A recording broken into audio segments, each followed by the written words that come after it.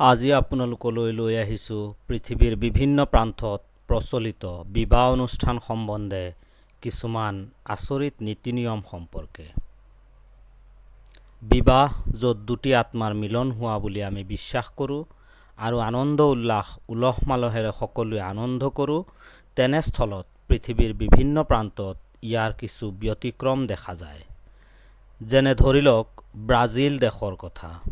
ব্ৰাজিলত দৰাই যেতিয়া স্যুট বুট পিন্ধি ফিটিং ফাটাং হৈ বিবাহৰ বাবে বিবাহস্থলীত প্ৰৱেশ কৰে, তেতিয়াই দৰাৰ ধুনীয়া পোছাকযোৰ ছিঙি পেলোৱা হয়। আৰু এই কাৰ্য কোনে সম্পাদন কৰে জানেনে? দৰাৰ আত্মীয় তথা বন্ধুবৰ্গই টানি আজুৰি এই কাৰ্য সম্পাদন কৰে।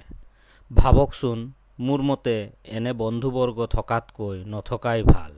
যি কি নহওক, এনে কাৰ্য কৰাৰ পিছত দৰাৰ ফটা কাপোৰযোৰ তেওঁলোকে অধিক দামত তাত বিক্ৰী কৰে। কোনে বা কিনে এই পোছাকযোৰ, তাকো অধিক অৰ্থৰ বিনিময়ত? তেওঁলোকে কাপোৰযোৰ বিক্ৰী কৰি গোটোৱা অৰ্থৰে দৰা আৰু কইনাক হনিমুনত পঠায়। নহয়নে ই এক আচৰিত প্ৰথা? আকৌ গ্ৰীচ দেশত আন এক ব্যতিক্ৰমী পন্থা অৱলম্বন কৰা দেখা যায়। তেওঁলোকে বিয়াৰ দিনাখন কাগজৰ টুকুৰাত কইনাৰ অবিবাহিত বান্ধৱীবোৰৰ নাম লিখি সেইখন আকৌ কইনাৰ জোতাৰ তলত আঠা লগাই থয়। কইনাজনীয়ে গোটেই দিন জোতাযোৰ পিন্ধি ইফাল সিফালে টহল দি ঘূৰি ফুৰে আৰু আবেলি পৰত জোতাৰ তলত থকা কাগজ টুকুৰা উলিয়াই চোৱা হয়।